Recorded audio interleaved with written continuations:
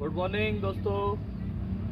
देखिए, मैं यहाँ पर जो पार्क है ये तारानगर सिटी का पार्क है और इसके बारे में थोड़ा बताना चाहूँ। ये नगर पालिका अंडर आता है और बहुत ही सुंदर ग्रीनरी है इसमें। देखिए, मैं आज आपको जो है डेंगू के बारे में कुछ प्राणायाम, कुछ डाइट जो है वो बता रहा हूँ, क्योंकि आज ये सुनने को मिला जो छोटे छोटे जगह है, जैसे आप चाहे टाउन में जाओ, चाहे डिस्ट्रिक्ट में जाओ, कहीं गाँव में जाओ, तो डेंगू जो है ना, डेंगू वो बहुत ही तेज़ी से फैल रहा है। तो लोगों को डेंगू की बहुत ज़्यादा समस्या हो रही है और कई कई जगह डेंगू से डेथ भी हो रही है। जैसे पहले कोरोना का जो लहर आ रही थी उसमें लोग जैसे मर रहे थे, अब जैसे डेंगू का चल रहा है बड़ा खतरनाक प्रकोप। तो डेंगू क्या है, जैसे कोई मच्छर काटने से जो वायरस होता है ना, वो अपनी बॉडी में एंटर हो जाता है और उसके कारण क्या है, जैसे बुखार है, एक तो बुखार आने लग जाती है और दूसरा क्या है कि उल्टी दस्त चालू हो जाते हैं, जैसे उल्टी की ज़्यादा समस्या रहती है। और दूसरा क्या होता है कि प्लेटलेट जो होती है ना इसमें, वो डाउन हो जाती है। जैसे कोई जांच कराता है तो जांच में क्या प्लेटलेट कम आती है। जैसे नॉर्मली प्लेटलेट 3 से 4 लाख होती है, लेकिन ये प्लेटलेट घट के लोगों के जैसे 5,000, 10,000, 50,000 ऐसे वेरी करती है। तो इसके लिए मैं देखिए कुछ आपको डाइट प्लान बता रहा हूँ और कुछ सावधानियाँ बता रहा हूँ कि आप डेंगू से बचे रहे, आप भी बचे, औरों को भी बचाए और दूसरों को अवेयर करें आप।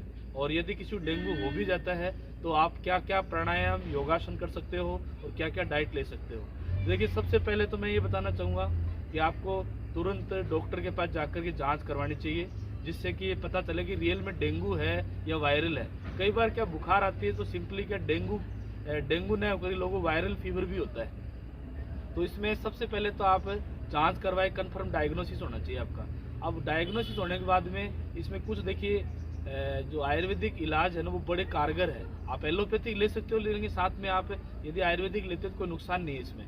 तो देखिए, इसमें मैं आयुर्वेदिक में आपको चीज़ बताना चाहूँ। एक तो पपीते के जो पत्ते आते हैं ना, उसका रस होता है, और दूसरे आप गिलोय जो होती है ना, गिलोय बहुत जोरदार चीज़ होती है। अब मान लो कहीं गिलोय नहीं मिले तो गिलोय घनवटी की टेबलेट आती है, वो 2 गोली सुबह, 2 गोली शाम को, 2 गोली जैसे आप दिन में 3 बार भी ले सकते हो। गर्म पानी के साथ लीजिए, गर्म पानी पीना है, पानी खूब पीते रहिए। और खाने के अंदर आप जो है जो पानी वाली चीज़ें हैं, ककड़ी है, खीरा है, ये जो सलाद वाली चीज़ें हैं वो ज़्यादा से ज़्यादा पानी, मतलब डिहाइड्रेशन नहीं होना चाहिए बॉडी में। वायरस जब भी एंटर होता है ना, तो पानी की शरीर में कमी के लोग है ना, डिहाइड्रेशन में मर जाते हैं कई लोग। तो डिहाइड्रेशन बिल्कुल नहीं होना चाहिए। एक तो ये कीजिए। जैसे गिलोय की गोली से आपका जो फीवर है वो अंदर का बुखार धीरे धीरे टूटेगा, गिलोय आप खा सकते हो। दूसरा, जैसे कई जगह बकरी का दूध मिल जाता है तो लोग बकरी का दूध भी पीते हैं, लेकिन ये ज़रूरी नहीं कि हर जगह मिले, कोई ज़रूरी नहीं है। आप दूसरा, ज्वारे का रस आता है, ज्वारे का रस आप पी सकते हो, ठीक है। ये 2-3 चीज़ें आप मतलब जैसे पीने में आप काम में लीजिए। खाने में मैंने आपको बताया पानी वाली चीज़ें खाइए, और फ्रूट वगैरह जैसे आप एप्पल है ये खा सकते हो, अंजीर है, मुनक्का है, ये चीज़ें आप ले सकते हो। दूध है, ये आप खाने में काम में ले सकते हो। दूसरे बात, कुछ प्राणायाम और योगासन होते हैं, आप इनको नियमित करिए, ठीक है। मैं कुछ प्राणायाम और बता रहा हूँ आपको। इसमें जैसे आप है ना, कुछ प्राणायाम जैसे अनुलोम विलोम है, अनुलोम विलोम कर सकते हो। अनुलोम विलोम में क्या है कि जैसे आपने एक नाक से सांस लिया, दूसरे से छोड़ना, 5 सेकंड में लेना, 5 सेकंड में छोड़ना होता है।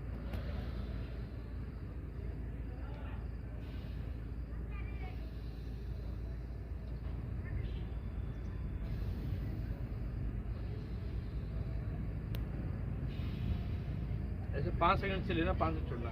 दूसरा, एक कपालभाति होता है, कपालभाति में आपको सांस छोड़ने पर ध्यान देना है।